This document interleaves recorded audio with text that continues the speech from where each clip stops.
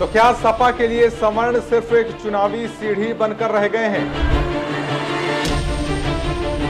अचानक से राहुल गांधी को चुनाव आते ही सवर्ण क्यों याद आने लगते हैं? लेकिन जब यूजीसी जैसा मुद्दा हो तो इनको सांप सूंघ जाता है। क्या सपा सवर्ण को सिर्फ आंकड़ों में गिनने की गलती कर रही है? रामगोपाल यादव सवर्णों को मुट्ठी भर कहकर क्या संदेश देना चाहते हैं? लोग मुट्ठी भर लोग हैं, देश की सारी नौकरियों में और सब पर कब्जा करना चाहते हैं। क्या राहुल गांधी को सवर्णों का नाम लेने से भी राजनीतिक नुकसान का डर सता रहा है?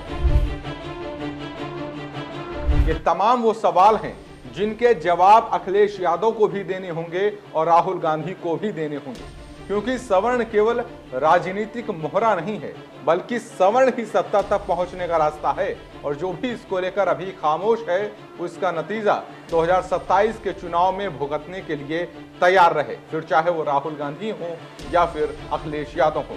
नमस्कार, मेरा नाम है आनंद मिश्रा और आप देख रहे हैं बतकही चौक। यूजीसी के खिलाफ विपक्ष के मौन का कारण भी आज हम इस वीडियो में बताने वाले हैं। साथ ही साथ सपा के मौन के पीछे का क्या राज है वो भी आज हम इस वीडियो में खुलासा करेंगे। और जाहिर सी बात है, जिस तरीके से विपक्ष मौन है उसके पीछे कहीं न कहीं बहुत बड़ी राजनीतिक साजिश है। लेकिन पहले रामगोपाल यादव का यह बयान सुन लीजिए और इसके बाद हम बताते हैं इस बयान के मायने क्या हैं। लोग मुट्ठी भर लोग हैं, देश की सारी नौकरियों में और सब पर कब्जा करना चाहते हैं। तो रामगोपाल यादव कह रहे हैं कि सवर्ण मुट्ठी भर हैं और ये मुट्ठी भर लोग देश पर कब्जा करना चाहते हैं।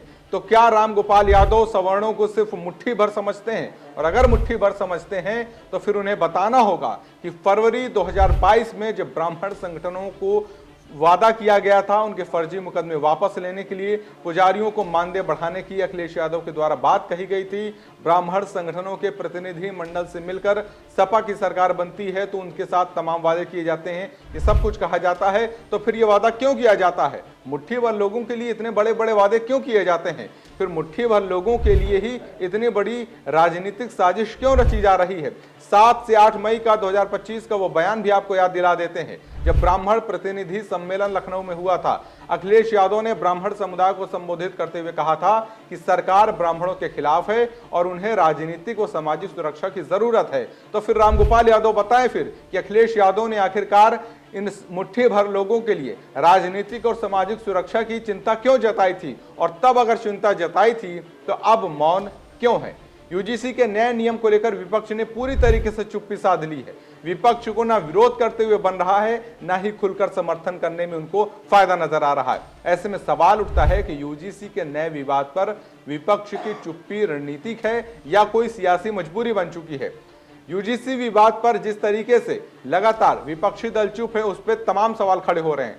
नए नियम को खुलकर समर्थन करने से बच रहे हैं, विरोध करने से उनको राजनीतिक नुकसान नजर आ रहा है। लेकिन जब राजनीति की बात होती है तब पीडीए भी याद आता है, राहुल गांधी को तब जनेऊ भी याद आता है, क्योंकि तब वोट चाहिए होता है। तो फिर मुट्ठी भर लोगों के लिए इतनी अहमियत क्यों नजर आती है? लेकिन जब यूजीसी जैसा मुद्दा होता है, जहां पर उनको समर्थन दिखाना होता है, तो वहां पे सांप सूंघ जाता है। वहां पे ना तो बोलते बनता है और ना तो कुछ समर्थन दिखाते बनता है। देश में लंबे समय तक सवर्णों के लिए वोटों के सहारे राज करने वाली कांग्रेस भी चुप है और मंडल पॉलिटिक्स से निकली सपा और आरजेडी भी लगातार चुप्पी साधे हुए है। अंधा आंदोलन से निकली आम आदमी पार्टी तक खामोश है और बहुजन से सर्वजन की राजनीति करने वाली बसपा भी लगातार इस पर चुप है। आप देखेंगे कि मोदी सरकार के हर फैसले पर कांग्रेस लगातार सवाल उठाती रही, लेकिन इस फैसले पर वो खामोश नजर आई। राहुल गांधी के सोशल मीडिया को उठाकर देख लीजिए, ट्विटर पर एक भी ट्वीट नहीं मिलता है। इसी तरीके से पार्टी अध्यक्ष मल्लिकार्जुन खड़गे का कोई बयान नहीं आता है, ना तो इस पर उन्होंने कोई बड़ा बयान दिया है। इसी तरीके से समाजवादी पार्टी के मुखिया अखिलेश यादव का सोशल मीडिया देख लीजिए, एक बयान सुप्रीम कोर्ट के फैसले के आने के बाद आता है। इस पर भी जिस तरीके से उनका ट्वीट है वो भी ये बताता कि कहीं न कहीं वो संतुलन साधने की कोशिश करने में लगे हुए हैं, यानी कि सुप्रीम कोर्ट के फैसले का सम्मान करेंगे लेकिन कुछ ऐसा नहीं बोलेंगे कि कहीं उनको राजनीतिक नुकसान न हो जाए, क्योंकि सब कुछ वोट बैंक तय कर रहा है, बाकी किसी के लिए कोई चिंता की बात नहीं है। अखिलेश यादव की तरफ से कोई ऐसा आधिकारिक बयान भी नहीं आया। सपा ने अपने प्रवक्ताओं को साफ तौर पर निर्देश दे दिया कि यूजीसी नियम पर कोई भी राय न दे, न समर्थन दे और न विरोध करे। और इसके लिए पार्टी की तरफ से पिछले मंगलवार को प्रवक्ताओं की एक बैठक भी हुई थी, उसमें भी यही संदेश दिया गया था कि कोई भी इस मुद्दे को लेकर ना तो राय देगा ना तो समर्थन करेगा।